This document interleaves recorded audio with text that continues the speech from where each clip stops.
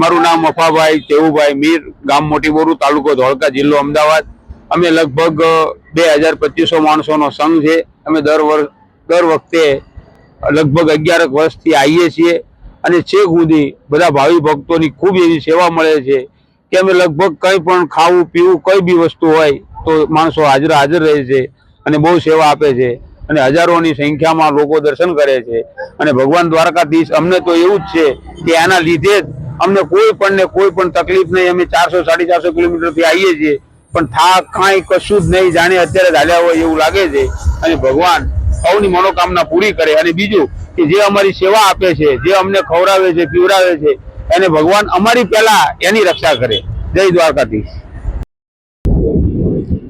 મારું નામ વસંતબેન દીપકભાઈ લીંબાસિયા, ગામ ડુંગરકા, તાલુકો પડદરી ને જિલ્લો રાજકોટ। અમારો સંઘ 30 વર્ષથી જાય છે દ્વારકા પગપાળા। અમને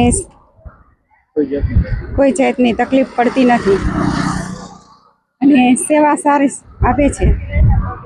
સેવાભાવી માણસો ઘણા છે અને અમને દર વર્ષે ભગવાન અમને જવાની ત્યાં ફળ આપે અને અમે ભગવાનના કાર્યમાં જોડાય એવી અમને ફૂલડોલ ઉત્સવમાં એવી અમે ઈશ્વર પાસે, કૃષ્ણ ભગવાન પાસે પ્રાર્થના કરીએ છીએ।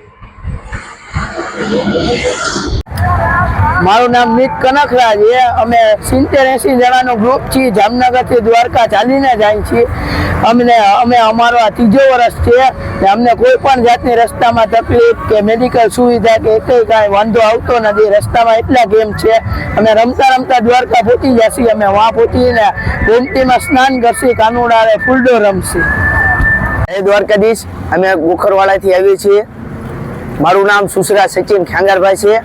અમે 9 વર્ષથી દ્વારકા પગપાળા જઈએ છીએ અને અમારી સાથે અમારો દ્વારિકાનો નાથ છે। તો અમને એવું ગર્વ છે કે અમારો ભગવાન અમારી સાથે છે અને અમને અમારા કનૈયાની સેવા પૂરતી મળે છે। તો જય દ્વારકાધીશ।